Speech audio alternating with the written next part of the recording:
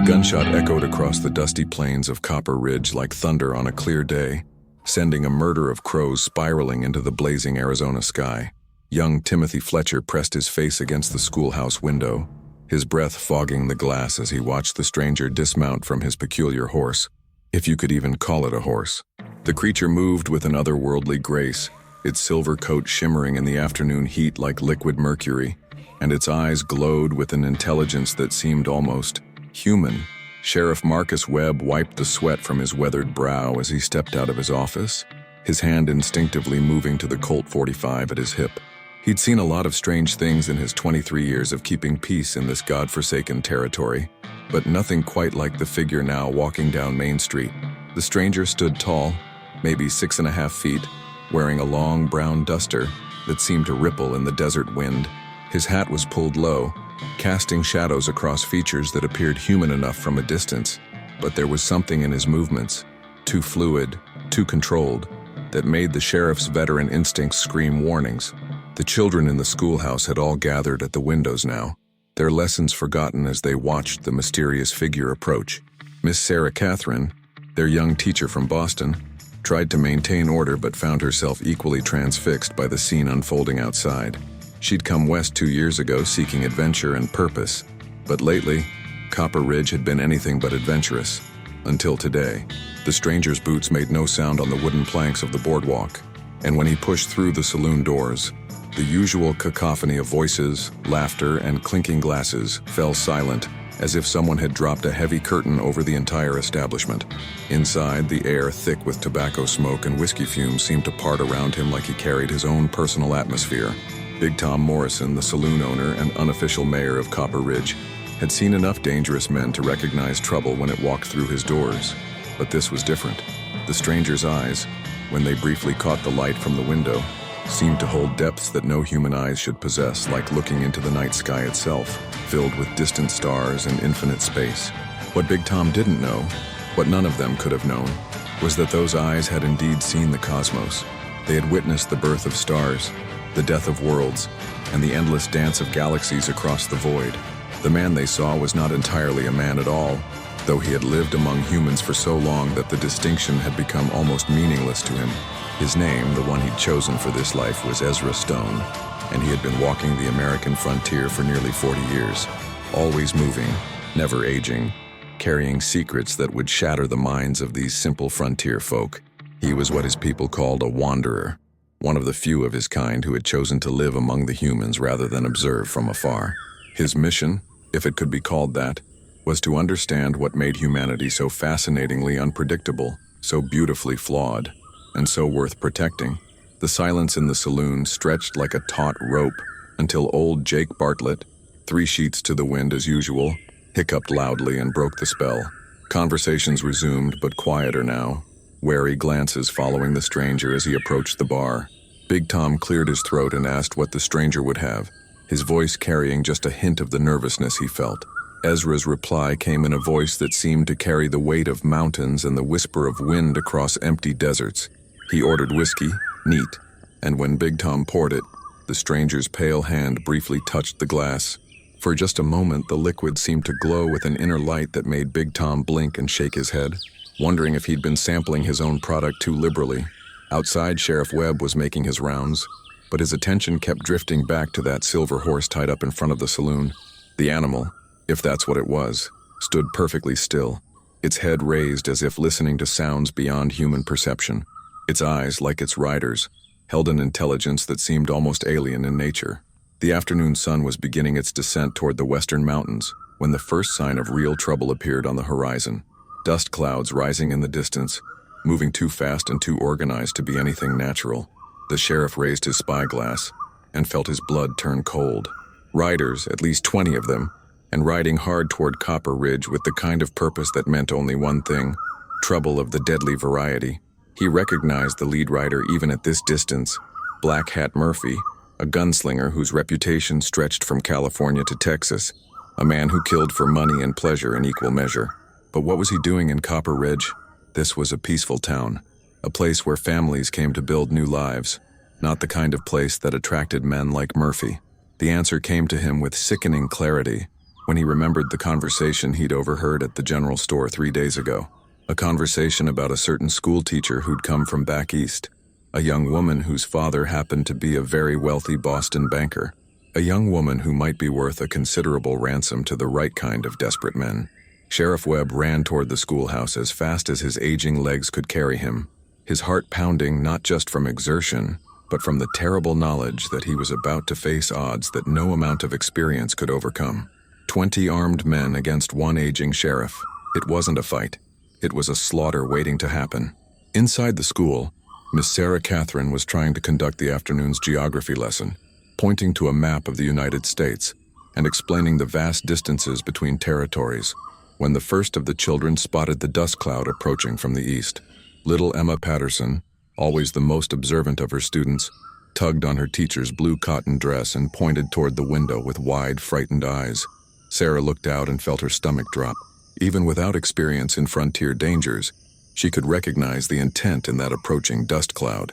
Growing up in Boston society had taught her to read situations quickly, and everything about the approaching riders screamed danger. She clapped her hands twice, a signal the children knew meant immediate attention, and began directing them away from the windows. Her voice remained calm and steady, a skill she'd learned from years of dealing with unruly students, but inside her mind was racing. 17 children under her care, ranging in age from 6 to 14, and nowhere to run in this vast open country. The sound of boots on the schoolhouse steps made everyone freeze. Sheriff Webb burst through the door, his face grim and his hand on his gun. He'd made a decision during his sprint across town. If he was going to die today, it would be defending these children and their teacher, not hiding behind his badge in some futile attempt at negotiation. He quickly explained the situation in terms the older children could understand while trying not to panic the younger ones. Sarah Catherine felt a cold dread settle in her stomach as she realized the implications. Men like the ones approaching didn't typically leave witnesses, especially witnesses who could identify them to federal marshals. Outside, the silver horse raised its head and let out a sound unlike anything heard on earth, part whinny, part harmonic vibration that seemed to resonate through the very ground itself. In the saloon, Ezra Stone set down his whiskey glass and stood with a fluidity that defied human anatomy. The other patrons watched as he moved toward the door, and more than one of them noticed that his shadow seemed wrong somehow, as if it contained depths and angles that didn't match his physical form. Big Tom called out, asking where he was going, and Ezra paused at the door. When he turned back, his eyes held a light that made every man in that saloon take a step backward. He spoke just 4 words, but they carried weight and certainty that resonated in every listener's bones. To protect the innocent. The batwing doors swung shut behind him, and the saloon erupted in nervous chatter.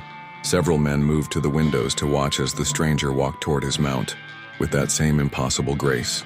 When he placed his hand on the silver creature's neck, both rider and mount seemed to shimmer for just a moment, as if they were not entirely solid, not entirely of this world. Black Hat Murphy and his gang were close enough now that individual riders could be distinguished from the dust cloud. Murphy himself was unmistakable, a tall, lean man dressed entirely in black, from his wide-brimmed hat to his polished boots.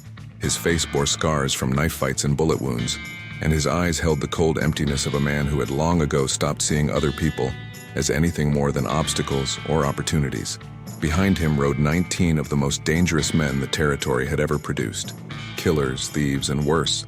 Men who had been driven out of civilized places and now made their living preying on the settlements scattered across the vast wilderness.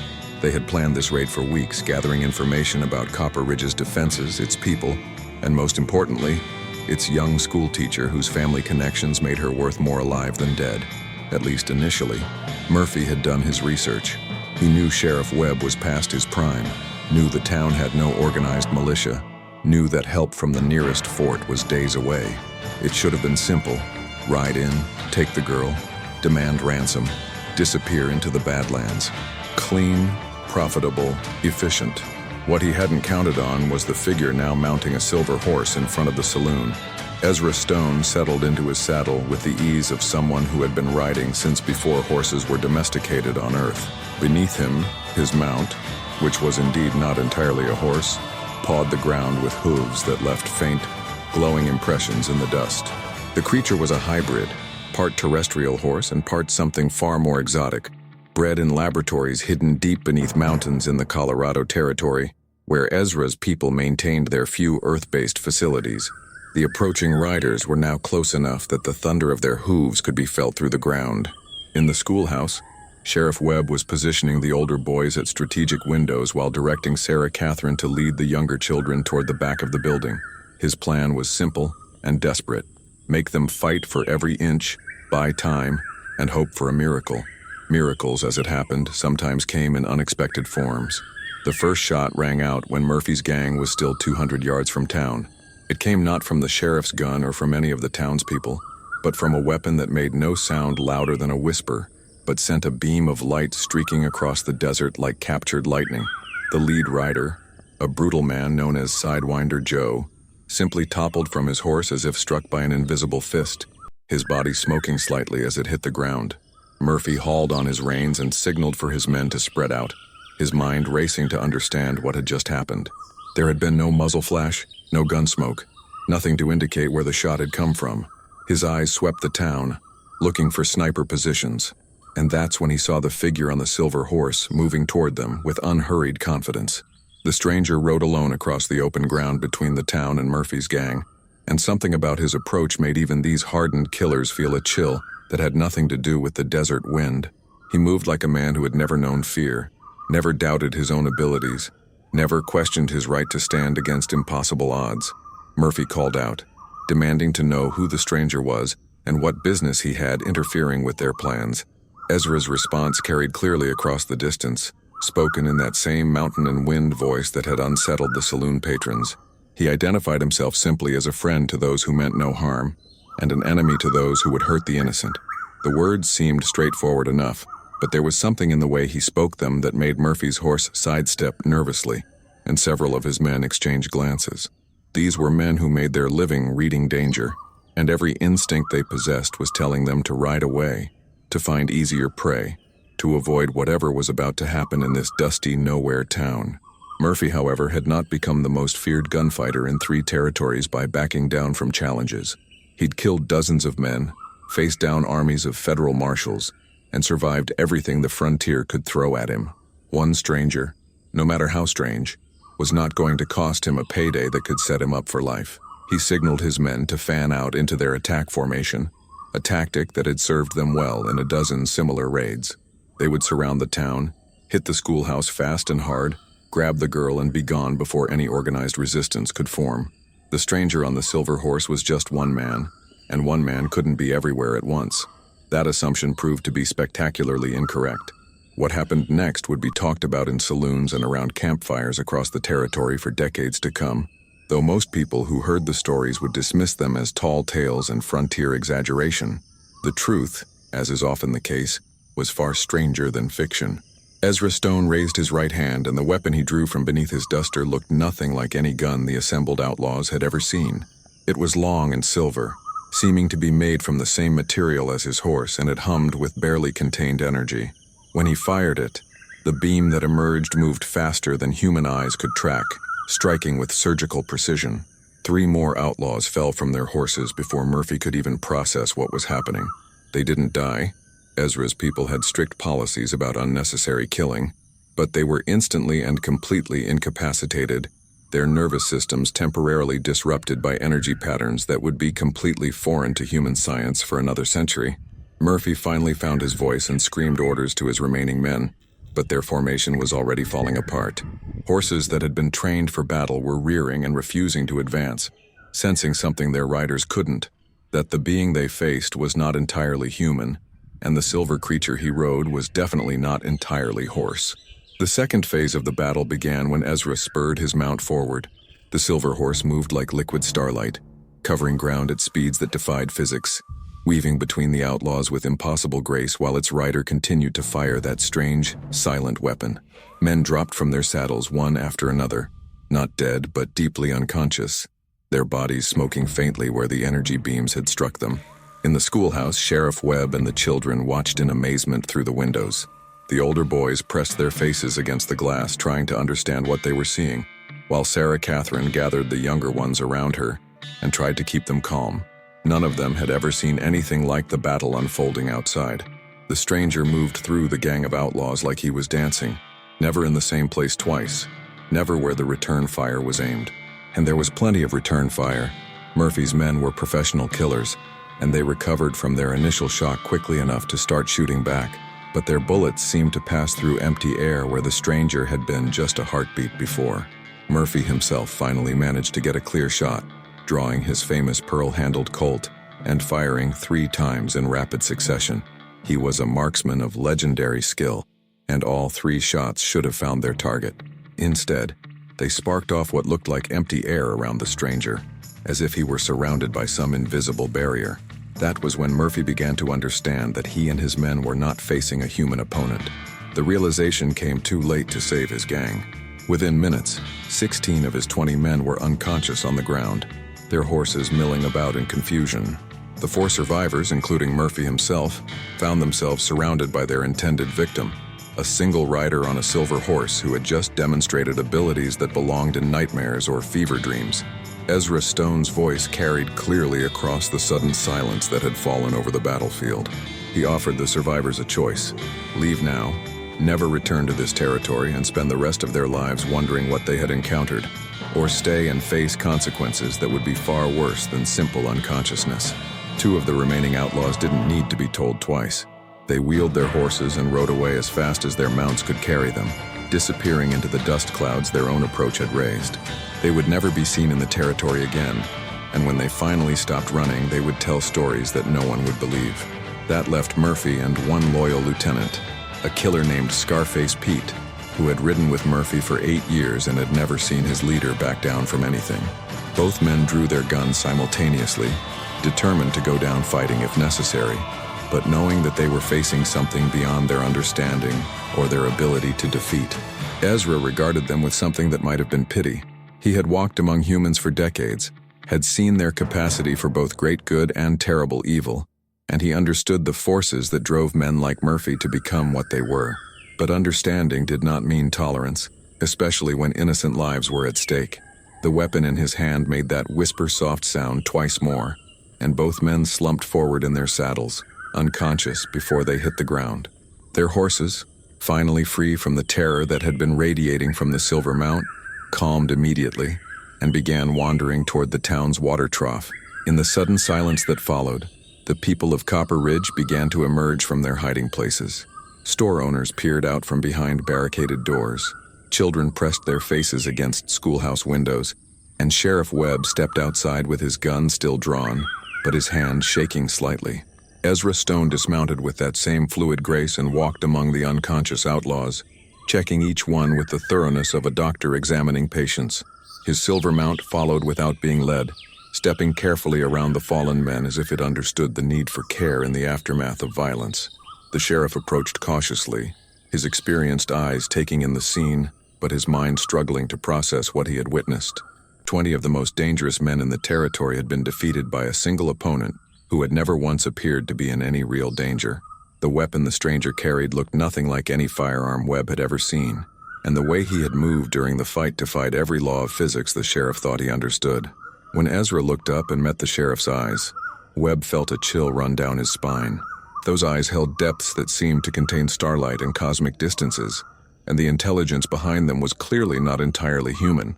But there was kindness there too, and a genuine concern for the welfare of others that the sheriff recognized because it mirrored his own deepest motivations.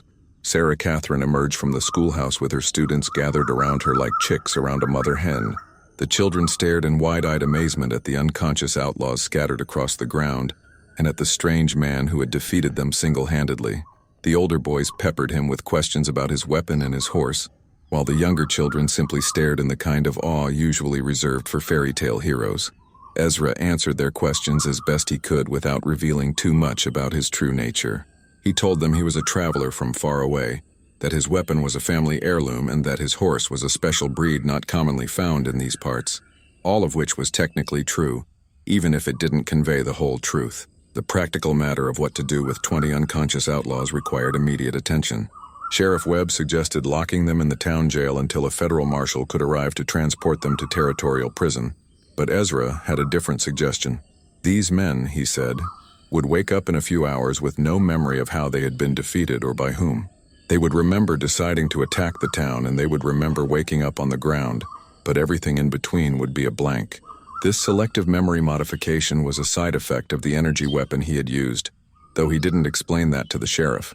What he did explain was that men like Murphy, when faced with mysterious defeats they couldn't understand or explain, often chose to interpret such experiences as divine intervention or supernatural warning.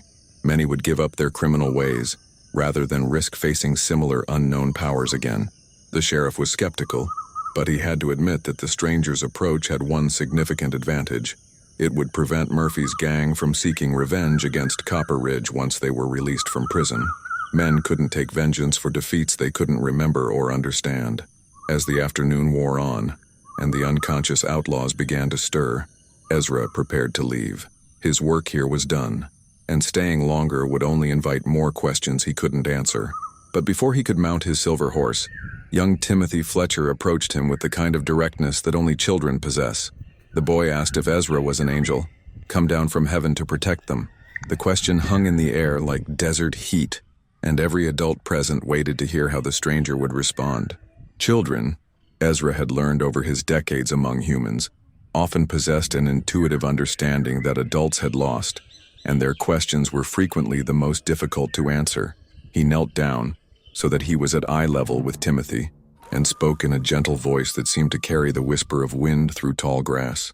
He told the boy that there were many kinds of protectors in the world, some from places near and some from places far away, but that what mattered was not where they came from, but why they chose to help. He said that every person, child or adult, had the potential to be someone else's protector when the need arose. Timothy nodded solemnly, as if this explanation made perfect sense to him, and then asked if Ezra would come back if they needed help again. This question proved even more difficult to answer, because Ezra knew that his people's policies strictly limited extended contact with human settlements.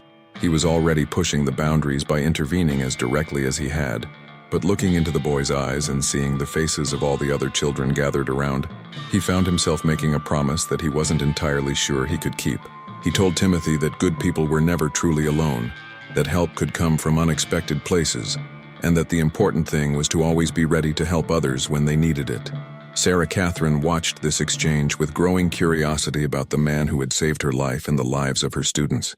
There was something about the way he spoke, the careful precision of his words, that suggested English was not his first language, though what his first language might have been was impossible to guess. His accent was unlike anything she had encountered in her travels from Boston to the Arizona Territory. As Ezra prepared to mount his horse, she approached him to offer thanks on behalf of the children and herself. Their conversation was brief, but memorable for both of them. She asked where he had learned to handle himself in such situations, and he replied that he had been traveling for a very long time and had seen much of what humans were capable of, both good and evil. She mentioned that she had never seen a weapon like his before, and he simply said that it was old, very old, and that he hoped she would never see its like again. There was a sadness in his voice when he said this, as if the weapon represented something he wished didn't exist in the world. Their final exchange came when Sarah asked if he had a family somewhere, people who would be worried about him. Ezra paused for a long moment before answering, and when he did speak, his words carried weight that suggested depths of experience and loss that she could barely imagine. He said that family could mean many things, that sometimes the people you chose to protect became as important as the people you were born to protect. By this time, most of Murphy's gang had regained consciousness and were sitting up groggily, looking around in confusion and rubbing their heads. True to Ezra's prediction, they seemed to have no clear memory of what had happened to them. Murphy himself was the last to wake, and when he did, his first coherent words were a confused question about why he and his men were lying on the ground outside a town they had intended to raid. Sheriff Webb took charge of the situation with the kind of authority that comes from years of dealing with criminals and confused situations. He informed Murphy and his men that they were under arrest for attempted kidnapping, armed robbery, and conspiracy to commit various territorial crimes.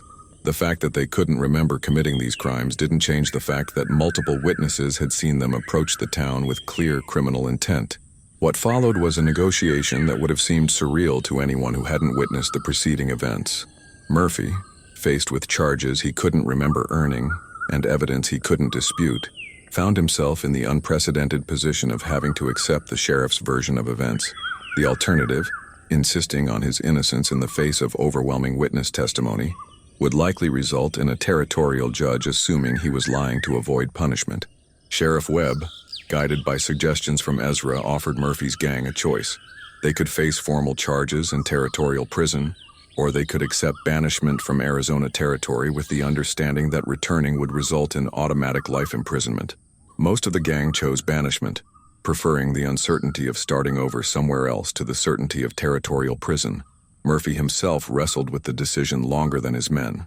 His reputation, his identity, everything he had built over decades of criminal activity was tied to this territory, and the fear his name inspired throughout the region. Accepting banishment meant abandoning all of that and starting over as just another drifter in a land full of desperate men. But something about waking up unconscious on the ground with no memory of how he got there had shaken him more deeply than he cared to admit. A man who made his living by being faster and more dangerous than everyone else around him couldn't afford to have gaps in his memory, couldn't afford to not understand what had defeated him. The unknown was Murphy's enemy, in a way that federal marshals and rival gunfighters had never been. In the end, he chose banishment, but not before making one last attempt to understand what had happened to him and his men. He approached Ezra, who was checking the straps on his unusual saddle, and asked directly what kind of man could defeat 20 armed outlaws without breaking a sweat. Ezra's answer would be quoted and misquoted in frontier saloons for years to come. He told Murphy that the world was far larger and stranger than most people realized, that there were forces at work beyond human understanding, and that sometimes the best thing a smart man could do was recognize when he was outmatched and walk away while he still could. Murphy stared into those strange, deep eyes for a long moment, looking for some hint of deception or bravado. What he saw instead was a calm certainty that made him feel like a child who had just been told that there were indeed monsters in the dark, but that sometimes those monsters protected good people from worse monsters. He nodded slowly, gathered his confused and demoralized men, and led them away from Copper Ridge. None of them would ever return to Arizona territory, and most would eventually drift so far from their criminal ways that they became unrecognizable as the feared outlaws they had once been. The experience of facing something they couldn't understand or defeat had broken something essential in their certainty about how the world worked. As the afternoon sun began to cast longer shadows across the desert, Ezra finally mounted his silver horse and prepared to leave Copper Ridge behind. The townspeople had gathered to watch him go, and their faces showed a mixture of gratitude, curiosity, and the kind of awe usually reserved for witnessing natural phenomena like eclipses or shooting stars. Sheriff Webb approached for a final conversation, and his words carried the weight of a man who had spent his life distinguishing between truth and fiction, between genuine heroes and self-promoting frauds. He thanked Ezra for what he had done, but more than that, he acknowledged that he had witnessed something that challenged everything he thought he knew about the world. Ezra's response was simple, but profound. He told the sheriff that the world had always contained wonders and mysteries that most people never encountered, but that didn't make them any less real. He said that what mattered wasn't understanding everything about those mysteries, but recognizing goodness and evil when you saw them, and choosing to stand with goodness regardless of the personal cost. The conversation that followed would stay with Sheriff Webb for the rest of his life. They spoke about justice, about the responsibility that came with power, about the difficult choices that faced anyone who chose to protect others in a dangerous world. Ezra's words carried the weight of long experience, as if he had wrestled with these questions not for years but for decades or even centuries. When Webb asked directly how long Ezra had been traveling the frontier, the answer was characteristically enigmatic. Long enough, Ezra said, to see that humans were capable of both great cruelty and extraordinary kindness, often within the same individual. Long enough to believe that kindness was worth protecting, even when it seemed fragile and outnumbered. Their final handshake lasted longer than politeness required, and when it ended, both men understood that they had formed one of those brief but meaningful connections that sometimes occur between strangers who recognize something worthy in each other. Sheriff Webb would carry the memory of that handshake, and of the strange man who had saved his town, for the rest of his days. Sarah Catherine's farewell was different but equally memorable. She approached Ezra with the combination of gratitude and curiosity that marked her as someone who had traveled far from her comfortable origins in search of experience and purpose. Their conversation was brief but touched on deeper themes than simple thanks for services rendered. She asked him what advice he would give to someone trying to make a positive difference in a place that often seemed hostile to such efforts. His answer reflected not just the wisdom of age but the perspective of someone who had watched human civilization develop across decades of careful observation.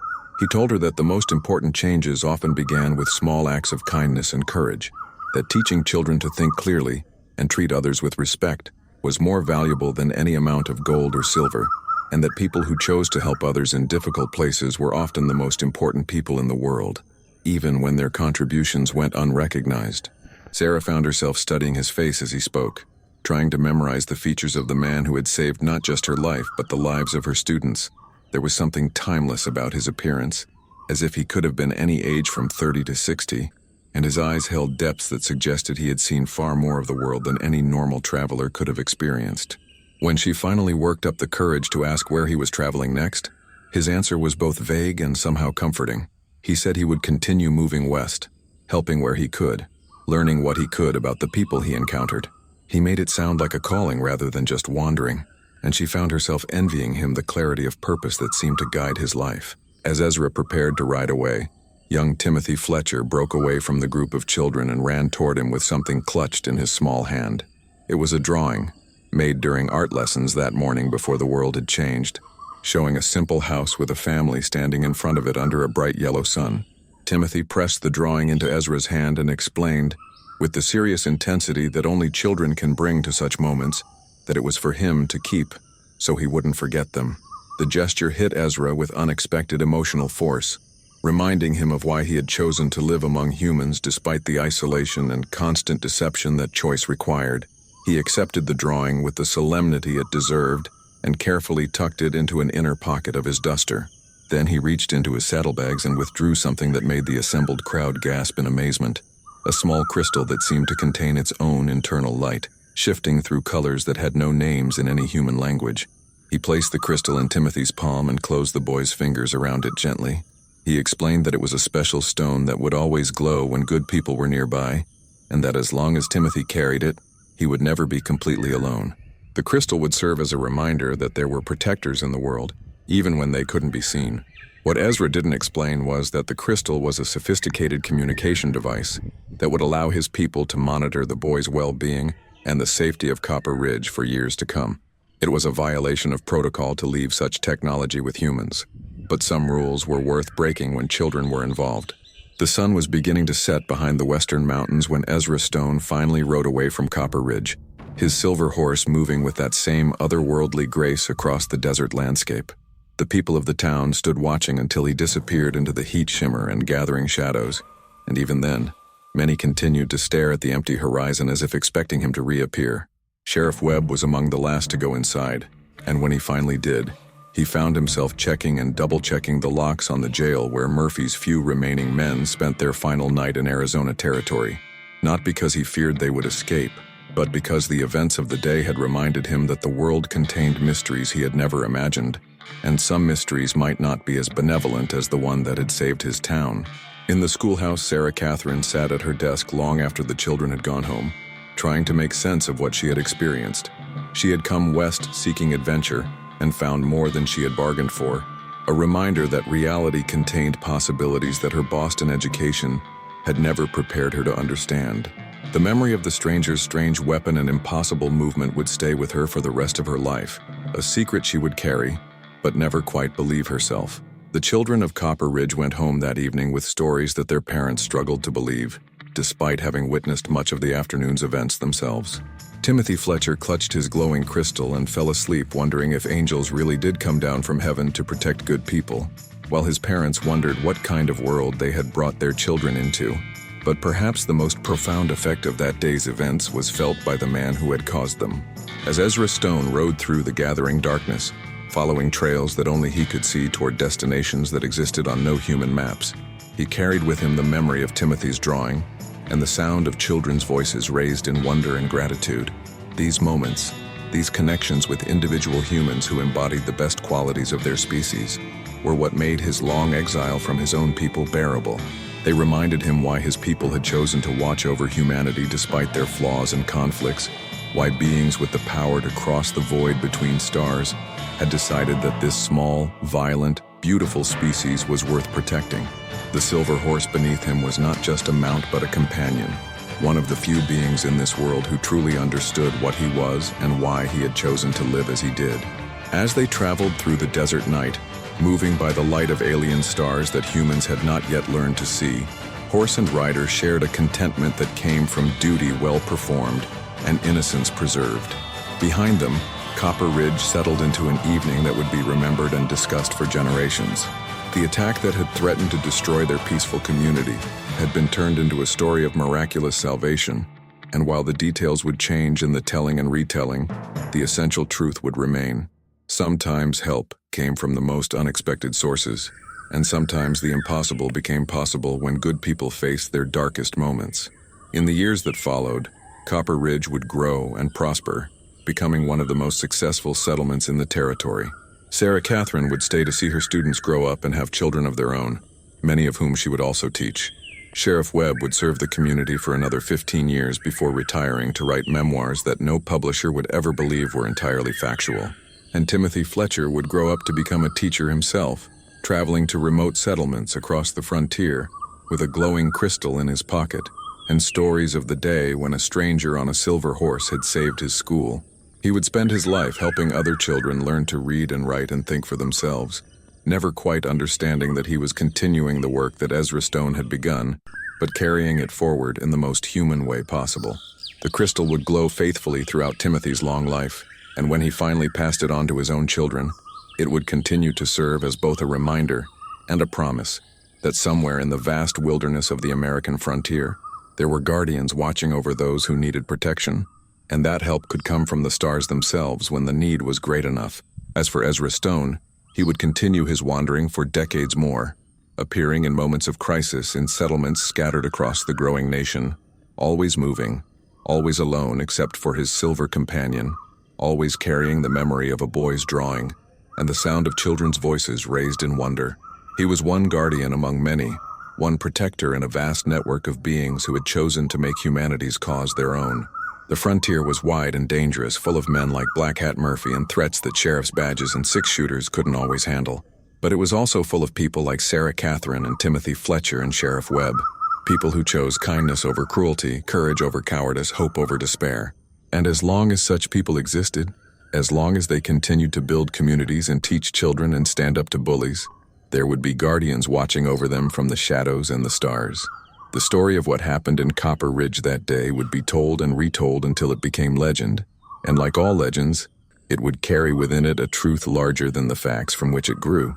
It would remind listeners that the universe was stranger and more wonderful than they might believe, that help could come from unexpected sources, and that sometimes the most important battles were fought not by armies or governments, but by individuals who chose to stand up for what was right when everything seemed lost. And in the end, that might be the most human truth of all, that in a vast and often dangerous universe, what mattered most was not the size of the threats we faced, but the courage we found to face them, and the hope we maintained that somewhere, somehow, we were not alone in our struggles to build something better than what we found.